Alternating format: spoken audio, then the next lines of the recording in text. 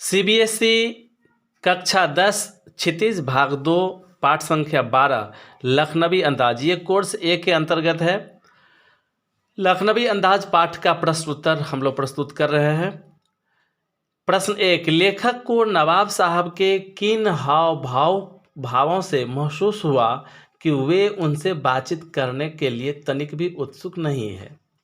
उत्तर, भीड़ से बचकर यात्रा करने के उद्देश्य से जब लेखक सेकेंड क्लास के डिब्बे में चढ़ा तो देखा उसमें एक नवाब साहब पहले से बैठे थे।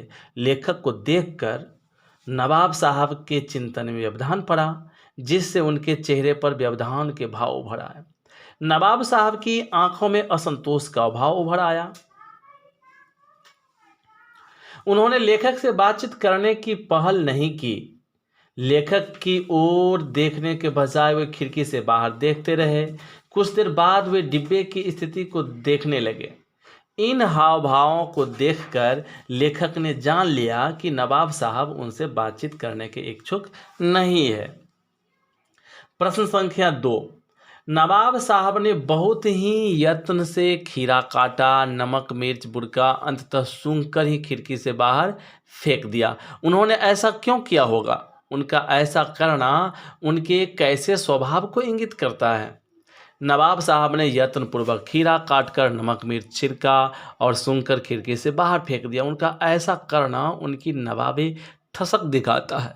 वे लोगों के कार्य व्यवहार से हटकर कार्य करके अपनी नवाबी दिखाने की कोशिश करते हैं। उनका ऐसा करना उनके अमीर स्वभाव और नवाबीपन की प्रवृत्ति या स्वभाव को इंगित करता है। प्रश्न संख्या 3, बिना विचार घटना और पात्रों के भी क्या कहानी लिखी जा सकती है? यशपाल के इस विचार से आप कहाँ तक सहमत हैं? लेखक का मानना है कि बिना विचार घटना और पात्रों के भी क्या कहानी लिखी जा सकती है, अर्थात विचार घटना और पात्र के बिना कहानी नहीं लिखी जा सकती है। मैं लेखक के इन विचारों से पूर्णतः सहमत हूँ। वास्तव में कहानी किसी घटना विशेष का वर्णन ही तो है। इसका कारण क्या था, कब घटी, परिणाम क्या रहा तथा इस घटना से कौन कौन प्रभावित हुए आदि का वर्णन ही कहानीपन है। अतः किसी कहानी के लिए विचार घटना और पात्र बहुत ही आवश्यक है। प्रश्न संख्या 4, आप इस निबंध को और क्या नाम देना चाहेंगे? मैं इस निबंध को दूसरा नाम देना चाहूँगा, रस्सी जल गई पर ऐंठन न गई, या नवाबी दिखावा। इसका कारण यह है कि नवाब साहब की नवाबी तो कब की छिन चुकी थी, पर उनमें अब अभी नवाबों वाली ठसक और दिखावे की प्रवृत्ति थी। रचना और अभिव्यक्ति के अंतर्गत ये प्रश्न संख्या 5 है। नवाब साहब द्वारा खीरा खाने की तैयारी करने का एक चित्र प्रस्तुत किया गया है। इस पूरी प्रक्रिया को अपने शब्दों में व्यक्त कीजिए। उत्तर है, नवाब साहब पैसेंजर ट्रेन के सेकेंड क्लास के डिब्बे में आराम से बैठे थे। उनके सामने साफ तौलिया पर 2 चिकने खीरे रखे थे। नवाब साहब ने सीट के नीचे से लोटा निकाला और खिड़की से बाहर खीरों को धोया। उन्होंने खीरों के सिरों काटे, गोद कर उनका झाग निकाला और खीरे छिलकर फांके बनाई। उन पर नमक मिर्च का चूर्ण बुड़का। जब फांके पनियाने लगी तो उन्होंने एक फांक उठाई, मुंह तक ले गए, सूंघा और खिड़की से बाहर फेंक दिया। ऐसा करते हुए उन्होंने सभी फांके फेंक कर डकारें ली। प्रश्न संख्या 5 का ख है, किन किन चीज़ों का रसास्वादन करने के लिए आप किस प्रकार की तैयारी करते हैं? इसका उत्तर आप अपने ढंग से दीजिए। प्रश्न संख्या 6 है, खीरे के संबंध में नवाब साहब के व्यवहार को उनकी सनक कहा जा सकता है? आपने नवाबों की और भी सनकों और शौकों के बारे में पढ़ा सुना होगा, किसी एक के बारे में लिखिए। ये बेहतर होता कि आप अपने मन से किसी नवाब के बारे में कही सुनी गई बातों को लिखते। फिर भी मैं एक आपको संग्रह प्रस्तुत कर देता हूँ। नवाबों की सनक और शौक यह रही है कि वे अपनी वस्तु हैसियत आदि को बढ़ा चढ़ा कर दिखाते और बताते थे। वे बात बात में दिखावा करते थे। एक बार लखनऊ के ही नवाब, जो प्रातःकाल किसी पार्क में भ्रमण करने के शौकीन थे, प्रतिदिन पार्क में आया करते थे। एक दिन एक साधारण सा दिखने वाला आदमी वहीं भ्रमण करने आया। उसने नवाब साहब को सलाम ठोका और पूछा, नवाब साहब क्या खा रहे हैं? नवाब साहब ने गर्व से उत्तर दिया, बादाम। नवाब साहब ने जेब में हाथ डालकर अभी निकाला ही था कि उसका पैर मुड़ा और वे गिर गए। उनके हाथ से खाने का सामान बिखर गया। उस व्यक्ति ने देखा कि खाने के बिखरे सामान में एक भी बादाम न था, सारी मूंगफलियां थी। अब नवाब साहब का चेहरा देखने लायक था। प्रश्न संख्या 7, क्या सनक का कोई सकारात्मक रूप हो सकता है? यदि हाँ तो ऐसी सनकों का उल्लेख कीजिए। हाँ बच्चों, सनक का सकारात्मक रूप भी होता है। प्रसिद्ध व्यक्तियों, वैज्ञानिकों की सफलता के पीछे उनकी सनक ही होती है। वे अपनी सनक के कारण ही अपना लक्ष्य पाए बिना नहीं रुकते। बिहार के दशरथ माझी ने अपनी सनक के कारण ही पहाड़ काटकर ऐसा रास्ता बना दिया जिससे वजीरगंज अस्पताल की दूरी सिमटकर 1/4 रह गई। अपनी सनक के कारण वे भारतीय माउंटेन मैन के नाम से जाने जाते हैं। और भी जितने भी साइंटिस्ट हैं या जो भी आविष्कार करता है, उन सब के पीछे उनका सनक ही होता है। बच्चों, मैं चाहूँगा आप लोगों के मन में भी इसी प्रकार का सनक तैयार हो कि आप लगातार पढ़ते जाएं और पढ़कर अपने लक्ष्य को हासिल करें।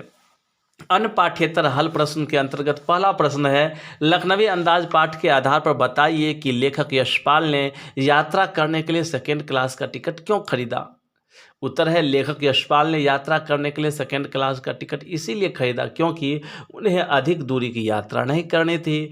वे भीड़ से बचकर एकांत में यात्रा करते हुए नई कहानी के बारे में सोचना चाहते थे।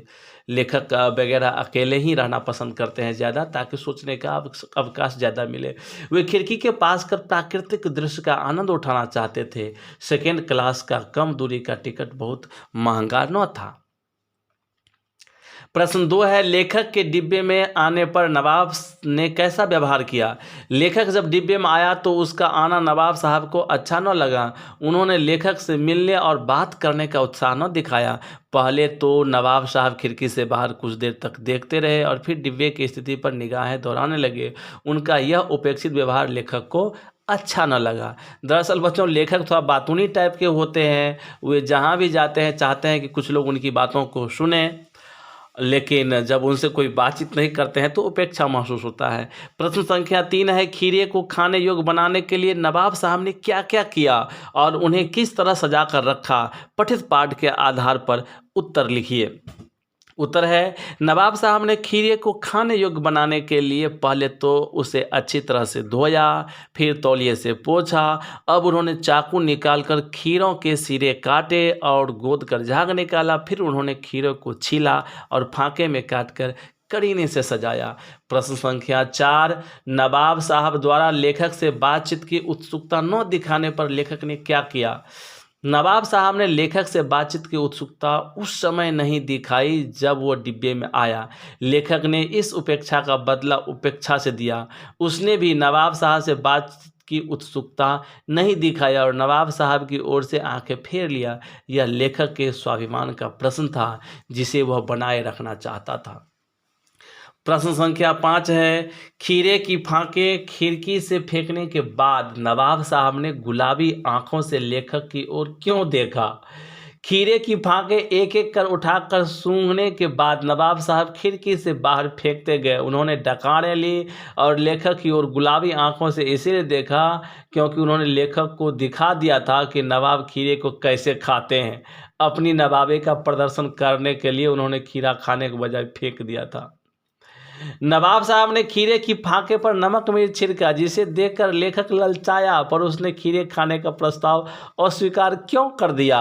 नवाब साहब ने करीने से सजी खीरे की फांके पर नमक मिर्च छिड़क कर लेखक से खाने के लिए आग्रह किया तो लेखक ने साफ मना कर दिया, जबकि लेखक खीरे खाना चाहता था। इसका कारण यह था कि लेखक पहली बार नवाब साहब को खीरा खाने के लिए मना कर चुका था। दरअसल कई बार हम लोग के मुंह से कोई बात के लिए ना निकल जाता है, तो चाहते हुए भी फिर हम लोग हाँ नहीं कह पाते हैं। लेखक का यह स्वभाव भी हम लोग जैसा ही है। प्रश्न संख्या 7 है कि बिना खीरा खाए नवाब साहब को डकार लेते देखकर लेखक क्या सोचने पर विवश हो गए। लेखक ने देखा कि नवाब साहब ने खीरों की फाके का रसास्वादन किए बिना ही उन्हें मुंह के करीब ले जाकर सूंघा और बाहर फेंक दिया। इसके बाद नवाब साहब को डकार लेता देखकर लेखक यह सोचने पर विवश हो गया कि क्या इस तरह सूंघने मात्र से पेट भर सकता है। प्रश्न संख्या 8, सेकेंड क्लास के डिब्बे में लेखक के अचानक आ जाने से नवाब साहब के एकांत चिंतन में विघ्न पड़ गया। उनके चिंतन के बारे में लेखक ने क्या अनुमान लगाया। सेकेंड क्लास के जिस डिब्बे में नवाब साहब अब तक अकेले बैठे थे, वहां अचानक लेखक के आ जाने से उनके एकांत चिंतन में विघ्न पड़ गया। उसके बारे में लेखक ने यह अनुमान लगाया कि ये भी शायद किसी कहानी के लिए नई सूझ में होंगे या खीरे जैसी साधारण वस्तु खाने के संकोच में पड़ गए होंगे। लेखक और नवाब साहब की प्रथम मुलाकात का वर्णन अपने शब्दों में कीजिए। लेखक और नवाब साहब की प्रथम मुलाकात पैसेंजर ट्रेन के सेकेंड क्लास के डिब्बे में हुई, जहां नवाब साहब पहले से पालथी लगाए बैठे थे। लेखक का यूं अचानक आ जाना नवाब साहब को तनिक भी अच्छा न लगा। उन्होंने लेखक की ओर देखकर डिब्बे से बाहर देखना शुरू कर दिया। लेखक ने अपना स्वाभिमान बनाए रखते हुए उनसे बात करने की पहल नहीं की। प्रश्न संख्या 10, सेकेंड क्लास के डिब्बे की उन विशेषताओं का उल्लेख कीजिए जिनके कारण लेखक और नवाब साहब दोनों ने उसे यात्रा के लिए चुना। लेखक और नवाब साहब दोनों ने ही अपनी यात्रा के लिए सेकेंड क्लास के डिब्बे को चुना। उस डिब्बे की विशेषता निम्नलिखित है। सेकेंड क्लास का डब्बा अधिक सुविधाओं से युक्त होता है। इसका किराया अधिक होता है, अतः इसमें कम यात्री सफ़र करते हैं। इसमें भीड़ भाड़ नहीं होती है। ये डिब्बे अधिकांशतः खाली ही रहते हैं। इसीलिए नवाब साहब और लेखक इस तरह के डिब्बे को पसंद किए ताकि उनको सोचने का अवकाश मिले। नवाब साहब के व्यवहार में अचानक कौन सा बदलाव आया और क्यों। सेकेंड क्लास के डिब्बे में जैसे ही लेखक चढ़ा, सामने एक सफ़ेद पोश सज्जन को बैठे पाया। लेखक का यूं आना उन्हें अच्छा न लगा और वे खिड़की से बाहर देखने लगे, पर अचानक ही उनके व्यवहार में बदलाव आ गया। उन्होंने लेखक के खीरा खाने के लिए कहा। ऐसा करके वे अपनी शराफत का नमूना प्रस्तुत करना चाहते थे, जिसे लेखक ने ठुकरा दिया। लेखक ने ऐसा क्या देखा कि उनके ज्ञान चक्षु खुल गए। लेखक ने देखा कि नवाब साहब खीरे की नमक मिर्च लगी फाके को खाने के स्थान पर सूंघकर खिड़की से बाहर फेंकते गए। बाद में उन्होंने डकार लेकर अपनी तृप्ति और संतुष्टि दर्शाने का प्रयास किया। यही देखकर लेखक के ज्ञान चक्षु खुल गए कि इसी तरह बिना घटनाक्रम, पात्र और विचारों के कहानी भी लिखी जा सकती है। लखनवी अंदाज शीर्षक की सार्थकता सिद्ध कीजिए। लखनवी अंदाज शीर्षक के मूल में व्यंग निहित है।